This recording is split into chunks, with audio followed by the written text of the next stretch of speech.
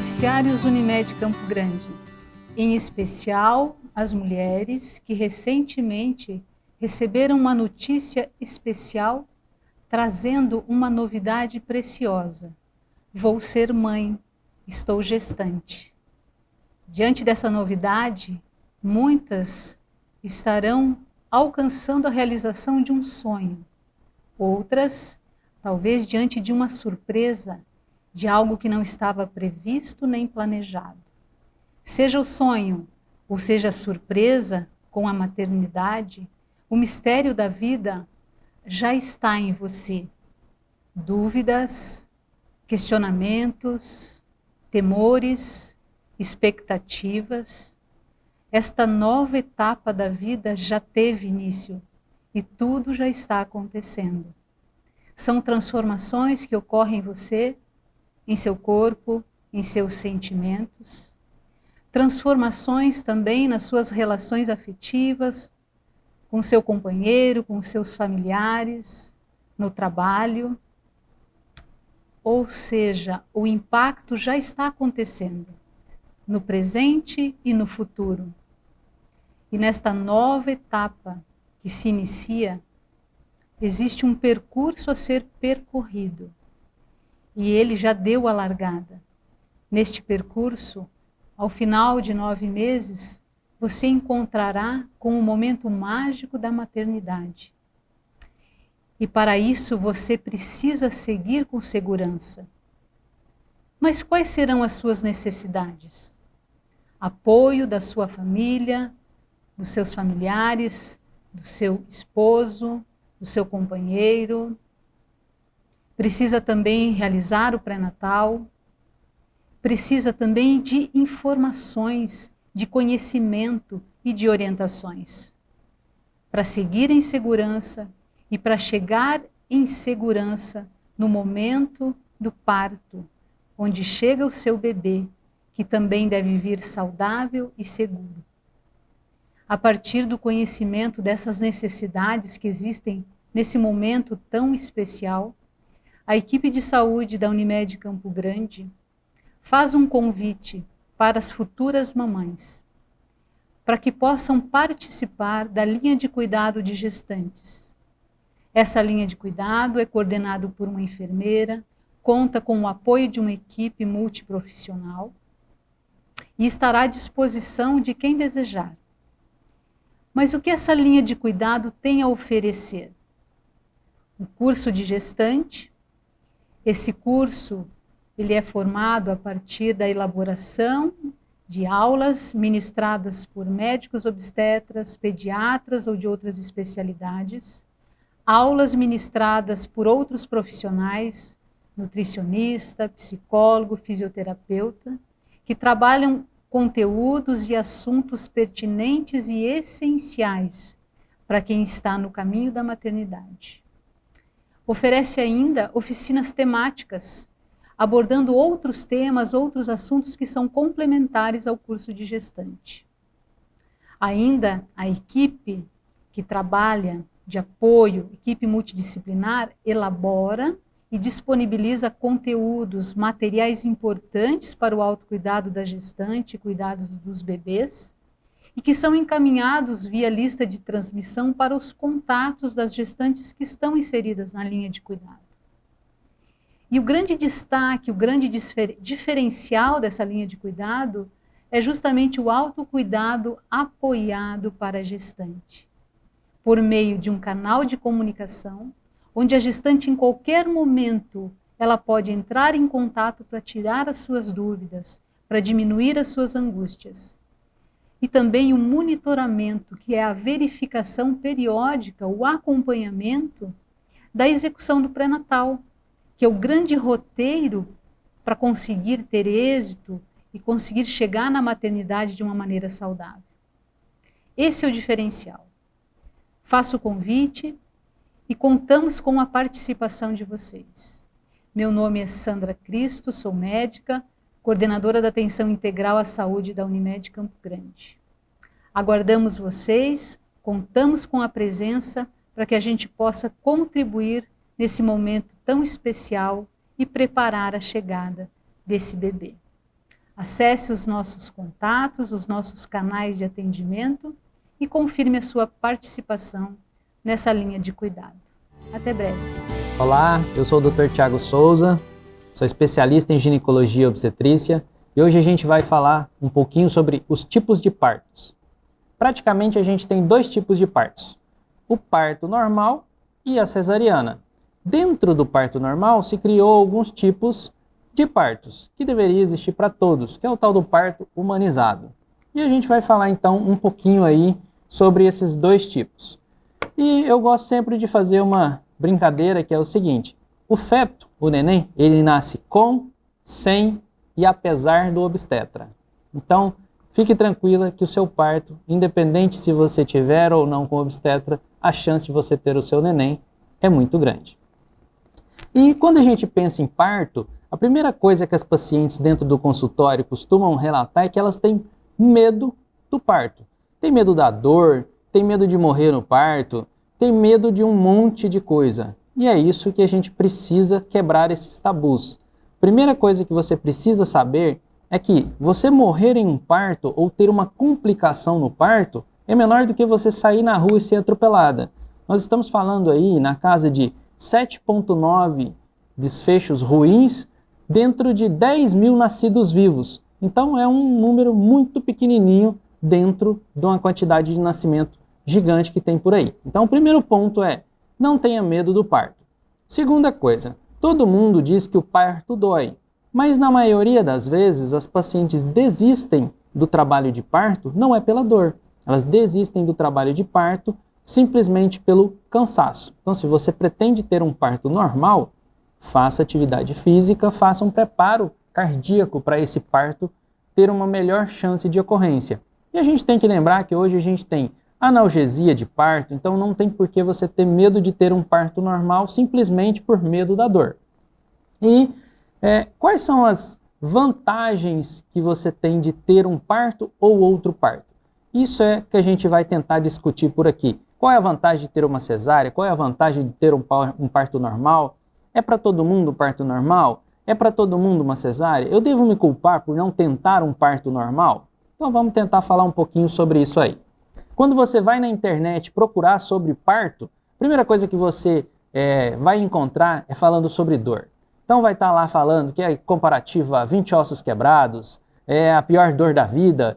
Então, conselho, não procure na internet sobre parto e dor do parto, porque só vai te assustar. Na verdade, a dor ela é cíclica, ela vem e vai embora. Na maioria das vezes é uma dor tolerável. Dói, mas é uma dor tolerável e seu organismo ele veio se preparando para isso há 350 mil anos. Não é nós que começamos uma cesárea em 1950 que vamos desconfigurar o parto normal e transformar tudo em cesárea. Nem todo mundo precisa de uma cesárea, mas algumas pessoas irão precisar de uma cesárea. E aí é que entra o apoio psicológico do obstetra, porque muitas mulheres querem um parto normal e acaba se penitenciando por não ter conseguido ter um parto normal. E já escutei de algumas mulheres que elas engravidariam de novo para ter um parto normal porque ela teve o seu parto normal roubado por algum obstetra. Então eu comecei a ficar muito pensativo com isso. Qual é o desgaste psicológico que essa paciente tem? Ninguém deve engravidar simplesmente para ter um parto. A gente deve engravidar para ter um filho. Então o mais importante talvez não seja qual é a via de parto, e sim que você tenha o seu filho em casa. E vamos tentar falar um pouquinho aí sobre isso. O que o parto representa para você? Ele representa uma conquista? Ele representa um empoderamento? Ele representa uma vitória? Ou ele representa a criação do seu maior bem, que é o seu filho? Então é isso que você tem que ter na tua cabeça. Independente do tipo de parto, o importante é estar bem, a mãe e o neném em casa. Quais seriam as taxas de sucesso recomendadas para um parto normal? Qual seria o índice bom? Quantos por cento uma maternidade ou um obstetra teria que ter para ser considerado uma taxa normal? A Organização Mundial da Saúde preconizava que se tivesse, no máximo, 15% de cesarianas. Hoje, com o advento da tecnologia, que a gente consegue rastrear e ter um índice de morte intraútero muito pequeno, porque a gente consegue intervir naqueles fetos ainda muito prematuros e conseguisse salvar esses fetos, a gente já está falando aí hoje numa casa de 30% de cesariana. Veja que já duplicou a quantidade. Por quê? Porque hoje a gente tem rastreio para pré-eclâmpsia, doença de pressão alta da gestação. A gente já tem muito rastreio que antigamente não se fazia de trombofilias, então se perdia muito neném que morria dentro da barriga. Hoje isso é, graças a Deus, um evento raro. Então as coisas vêm se modificando e a gente não pode ficar travado em números. Nem tudo que é bom para mim é bom para você, nem tudo que é bom para você é bom para sua amiga. Então, essa história de que minha amiga aquilo outro, cuidado. Vamos pensar sempre o que é melhor para você. Então, um parto normal, ele tem 350 mil anos de evolução. Sem dúvida, um parto normal, você vai ter uma melhor recuperação, você vai ter uma melhor disponibilidade para amamentação, porque você não vai ter uma cirurgia, um corte na barriga, então não vai ter dor. Claro que isso vai propiciar que você tenha uma melhor amamentação. Mas falar em mortalidade materna e chance de desconforto respiratório, os dois partos hoje são equivalentes. Então não se pode mais mentir que a chance de o seu neném nascer mal ou de que você venha a falecer durante um parto, elas são equivalentes, não tem diferença estatística. Existe sim um maior sangramento no parto cesárea? Existe. Mas isso também não é significativamente estatístico a ponto de levar as pacientes para transfusão de sangue. Quando você faz aí um pareamento entre elas, as pacientes que tiveram cesárea ou parto normal acabaram tendo que tomar a mesma quantidade de sangue no pós-parto. Então tem que ter cuidado com o que a gente passa de informação para vocês. Nós temos que trabalhar com a verdade. A verdade é que o parto normal, a recuperação é melhor. Mas não podemos mentir que a chance de mortalidade materna, fetal, elas são equivalentes hoje, desde que se respeite aí os limites de pelo menos 39 semanas para se resolver a gestação. E atualmente se tem o parto normal, o parto natural, o parto humanizado, o parto holístico, o parto domiciliar, a cesárea humanizada e a cesárea comum. Na verdade, existem dois tipos. Existe o parto normal, existe a cesariana. A humanização, ela tem que ser para todas, independente do tipo de parto. A gente faz cesárea, consegue fazer humanização, a gente coloca para amamentar no mesmo momento. Então, algumas pacientes, infelizmente, elas não podem passar por um parto normal. E nós não podemos privar ela de ter todas as humanizações que se tem em um parto normal. Para quem vai ter um parto normal, é claro que a gente consegue humanizar um pouco mais. A gente consegue uma doula dando um apoio ali, a gente consegue o marido mais presente, mais próximo, dando carinho, dando conforto, mas na cesariana a gente também consegue. Então a gente tem que tomar muito cuidado, porque o que eu vejo hoje é aumentando muito um desgaste psicológico em algumas pacientes, porque elas não podem ter um parto normal. E quando a gente vai falar em parto, a gente tem que pensar o que na verdade modifica o desfecho. Então foi criado uma comissão internacional em que se foi estudado o que realmente modificava a mortalidade materna e fetal. E o que foi observado é que é o treinamento da equipe. Então uma equipe que é treinada, você consegue ter um desfecho de parto com menos riscos para a mãe e para o feto. Por quê? Porque todo parto ele é imprevisível. Você não consegue ter o controle total da situação. Do mesmo jeito que um trabalho de parto ele vem evoluindo muito bem, ele pode, na hora do expulsivo, o neném fazer uma bradicardia, a diminuição da frequência cardíaca do feto, e você ter que resolver aquilo ali em 3 minutos. Se você estiver em casa, até a ambulância chegar na tua casa para você ir para o hospital, infelizmente, pode ser que o seu feto não sobreviva. Então é preciso ter muita responsabilidade. As pessoas tentam usar os conceitos do exterior para o Brasil, e a gente tem que ter muito cuidado, porque lá realmente existe o parto domiciliar, existe. A ambulância fica na porta da casa da paciente e precisa-se ter um hospital de referência a menos de 3 minutos da onde vai ser o trabalho de parto dessa paciente. No Brasil, infelizmente, eu acho que em lugar nenhum a gente consegue isso. Então, por isso que a Sociedade Brasileira de Ginecologia e Obstetrícia não recomenda-se parto domiciliar. Esse é o primeiro ponto. Tá? E se a gente vai pensar aí nos benefícios do parto normal, só retomando, você vai ter uma melhor recuperação, você vai estar deixando a natureza seguir o seu curso, você vai ter aí um bebê que na maioria esmagadora das vezes vai nascer no seu tempo certo, sem o risco de você tirar ele prematuro, você vai ter aí um favorecimento da saída dos líquidos pulmonares desse neném durante o trabalho de parto. Ele passa no canal de parto que é exprimido, então ele vai tirando a secreção do pulmão, isso favorece com que na hora que ele nasça ele tenha um melhor perfil respiratório. Você tem aí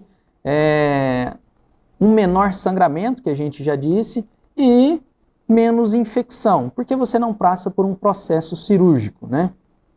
E quais são aí os benefícios de uma cesariana? Os benefícios de uma cesariana é para quem tem indicação de cesariana. Não se deve fazer cesariana para quem não tem indicação. Mas você tem que saber que no Tratado de Obstetrícia está escrito que desejo materno é uma indicação de cesariana. Então, se você tem o desejo, eu tenho muito medo do parto, eu não consegui trabalhar isso com psicóloga, eu realmente não quero um parto normal. O desejo de parto cesariana é uma indicação de cesariana, está no Tratado de Obstetrícia. E quais são as complicações de um parto normal? As pessoas têm muito medo de complicações de parto normal. Então, as principais complicações o neném nasceu, saiu o neném, saiu a placenta, o útero às vezes não contrai. Isso chama-se atonia uterina. Então, a não contração do útero pode causar maiores sangramentos. Segunda complicação, endometrite. Durante o trabalho de parto, o colo do útero abre e a vagina vai ter contato direto com esse colo de útero. Então, você tem um risco aí de endometrite, que é infecção dentro do endométrio, a parte de dentro do útero. Terceira complicação, durante o trabalho de parto, é a tal da rotura perineal. Faz o corte ou não faz o corte? Depende. Fazer episiotomia também não é para todo mundo, mas algumas pacientes se beneficiarão, sim, de fazer a episiotomia para não ter o risco de rasgar tudo. Isso é a laceração do parto, tá? E a tal da queda da bexiga. Vai depender do tipo de parto que foi, se foi um parto mais complicado, se teve uma distócia de parto, às vezes pode sim fazer prolapso de bexiga, que é a tal da cistocele, a bexiga caída, pode sim ter incontinência fecal, incontinência urinária, se tiver uma laceração muito extensa, que pegue ureter, que pegue o reto, o ânus, isso sim pode causar esses transtornos. E pode sim causar a síndrome da vagina alargada. Isso não é um mito, mas isso é raríssimo. Algumas mulheres têm a rotura das fibras do colágeno da vagina e depois fica com a vagina alargada. Isso é possível de conserto? Sim, então não precisa preocupar com isso também. E o risco de uma anóxia fetal, que é o sofrimento fetal com diminuição da oxigenação no cérebro do feto. Isso também é raríssimo. Hoje a gente tem bom controle durante o trabalho de parto, a gente faz cardiotoco, escuta o coração do neném, e isso nos garante aí que isso diminui a um nível muito pequeno para não ter aí medo de acontecer isso durante o seu trabalho de parto. E, conforme a gente já falou, o risco de morrer num trabalho de parto é extremamente pequeno. Não tenha medo do seu parto, tá? Fazer atividade física, trabalhar o períneo, trabalhar o seu assoalho pélvico, isso tudo garante que você diminua o risco de você ter essas roturas, essas lacerações perineais. Tá? Então, a cesárea ela não é o demônio e também não é a salvação. Por exemplo, na África e na Oceania, se tem uma taxa de menos de 1% de cesariana. Em contrapartida, a gente tem uma mortalidade de 470 mulheres para cada 100 mil nascidos vivos. Já se você pegar na Austrália, você tem uma taxa de 30% de cesárea e a mortalidade é 3 para cada 100 mil. No Brasil, você tem uma taxa de 44% de cesarianas e a taxa de mortalidade alta, 70 para cada 100 mil. Então, assim, talvez o que defina um bom prognóstico não seja ser um parto normal ou uma cesariana, e sim a assistência, conforme a gente já conversou. E quais são as indicações absolutas de uma cesariana? Se o feto estiver transverso, então a cabeça não está para cima nem a cabeça está para baixo. Esse feto ele tem uma indicação porque não tem como ele sair. Ele não vai sair de bumbum nem vai sair de cabeça. Então, fetos transversos, indicação de cesariana absoluta.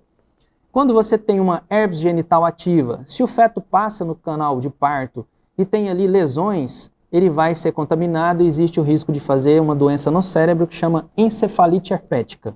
Então, se você tem herpes genital, está com ela ativa, a indicação é uma cesariana. Se você tem, por exemplo, cirurgias de miomas, ou se você teve uma cesárea prematura demais, que teve que fazer uma incisão longitudinal no útero, corporal, você também não pode passar por um trabalho de parto pelo risco de romper esse útero. Então, cicatriz corporal no útero, indicação de cesárea. Se você tem um prolapso de cordão, rompeu a bolsa, o cordão saiu primeiro do que o neném, indicação de cesárea, porque é uma urgência, senão o neném comprime o cordão e vai cortar o fluxo para esse neném.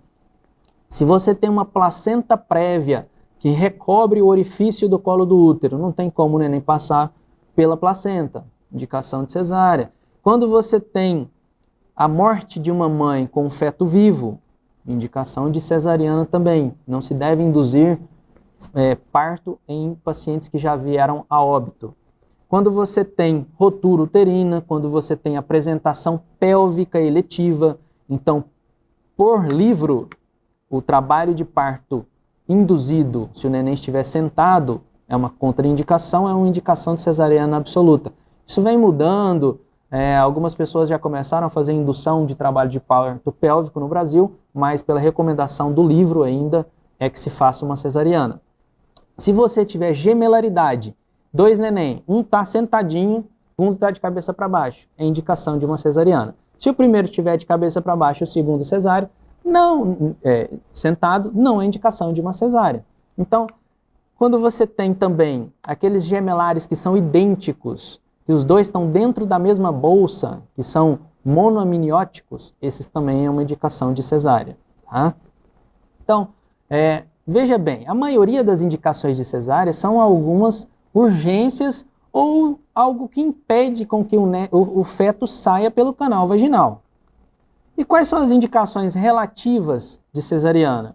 Um feto muito grande, macrosomia fetal, porque aí você sabe que aquele neném ele tem uma grande chance de sair a cabeça e depois o ombro não sair, então faz uma desproporção, né, desse feto.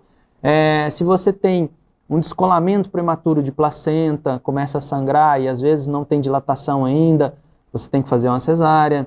Se você tem uma cardiotocografia, que é um exame que a gente faz para ver vitalidade do feto durante o trabalho de parto, se ela está muito alterada, também é uma indicação de cesárea para você prevenir uma hipóxia nesse neném, uma falta de oxigênio no cérebro. Se você tem alterações de Doppler importante, também é uma indicação, porque durante o trabalho de parto você precisa de uma boa vitalidade fetal, senão você pode causar uma hipóxia nesse feto. Se você tem vaginismo, o paciente não consegue mal ter relação sexual, como que você vai expor essa paciente a um trabalho de parto? Então, para essa paciente, uma cesariana é o mais indicado. Então, a gente tem aí HIV, quando a paciente tem uma carga viral muito alta. Se você fizer um trabalho de parto nessa paciente, você aumenta o risco de transmissão para o feto. Então, talvez valesse mais a pena fazer uma cesárea. Se você tem ali aloimunização, por exemplo, a mãe ela é da tipagem negativa, o pai é positivo e ela sensibilizou e está produzindo anticorpo contra o feto. Esse feto ele vai estar anemiado, a reserva dele é pequena. Durante o estresse do trabalho de parto, esse feto vai fazer uma hipóxia. Então, é uma cesariana também relativa, porque você poderia, teoricamente, fazer o controle dessa oxigenação fetal e conduzir esse parto. E pacientes que estão em crises de psicopatia. Então, a paciente, se ela tiver em alguma crise de transtorno psiquiátrico, essa paciente ela também tem uma indicação de fazer uma cesariana. Então, quais as desvantagens de uma cesárea? O que a gente já comentou antes, você vai ter um maior sangramento, um maior risco de infecção, porque é uma cirurgia, um pior prognóstico reprodutivo, porque você não, teoricamente, depois de 3 cesáreas, a gente desaconselha que você engravide pelo risco de rotura uterina, e você vai ter uma menor taxa de amamentação, por causa da dor, é esperado. Mas que hoje a gente vem notando que cada dia essa diferença ela está menor. Então, por isso, eu não deixaria de indicar para quem tem indicação. Mas a gente tem que lembrar que a cesárea ela é uma cirurgia e ela vai requerer cuidado e um maior tempo de recuperação. Tá? E, claro, é uma cirurgia, vai ter uma dor maior do parto, Um parto normal, nasceu a criança 3 horas depois, a mãe está de pé, tomando banho, amamentando e trocando o neném. Então, a gente tem que lembrar disso também. E os riscos aí da tão famada, mal falada cefaleia pós-RAC, da anestesia, isso é muito raro, então isso é muito difícil de acontecer. Então, fica aqui minha dica para você. O que você espera do seu parto? O que vai envolver tudo isso? Dentro disso vai estar aí suas crenças, vai estar os mitos que você escutou, vai estar os seus medos e vai estar a sua experiência. Então, por exemplo, uma mulher que já teve um parto normal, essa mulher ela tem uma maior chance de ter um segundo parto normal, porque ela já viveu aquela experiência, ela vai com menos medo para aquele parto. Diferente de uma mulher que já teve um trabalho de parto, que no final teve que fazer uma cesárea de urgência por um motivo, por exemplo, um prolapso de cordão. É independente do parto dela, não teve nada a ver, ela só teve o azar do cordão sair antes. Mas essa paciente, por si só, ela tem uma menor chance de um parto normal no segundo parto. Talvez por esse medo que ela vai ter de já ter tido um trabalho de parto frustrado. E o que realmente é um trabalho de parto? O trabalho de parto são aí de 24 a 48 horas, tá? Então, um período. Por que 24 a 48 horas? Porque o período de pródromos, antes da mulher entrar em franco trabalho de parto, na fase ativa, essa mulher ela vai experimentar algumas contrações que vão vir num espaço de tempo maior e que com o passar dessas horas, a contração vai ficando em um intervalo menor. Então isso pode demorar de 16 a 18 horas para ela entrar em trabalho de parto e depois mais aí até 16, 18 horas para essa paciente chegar aí ao seu parto. Então é um período. O trabalho de parto ele é um período em que você vai experimentar muitas sensações e se você tiver um bom acompanhamento, um bom apoio psicológico, uma parceria do seu parceiro, do seu marido, da sua parceira, você vai se lembrar com muito amor desse período. E pensar sempre, o que é mais importante? É eu ter um parto ou eu ter um filho? O mais importante é sempre você ter o seu filho saudável em casa. Tá? Então, não deixe de experimentar o parto normal, se esse é o seu desejo, simplesmente por medo. E nem deixe de fazer uma cesariana se o seu obstetra indicar e tiver um motivo. Não sofra por isso, tenha consciência e um bom parto para todas vocês. O nosso objetivo é que você tenha conhecimento e autonomia neste processo e se sinta confiante em tudo que está por vir. Obrigada e até logo!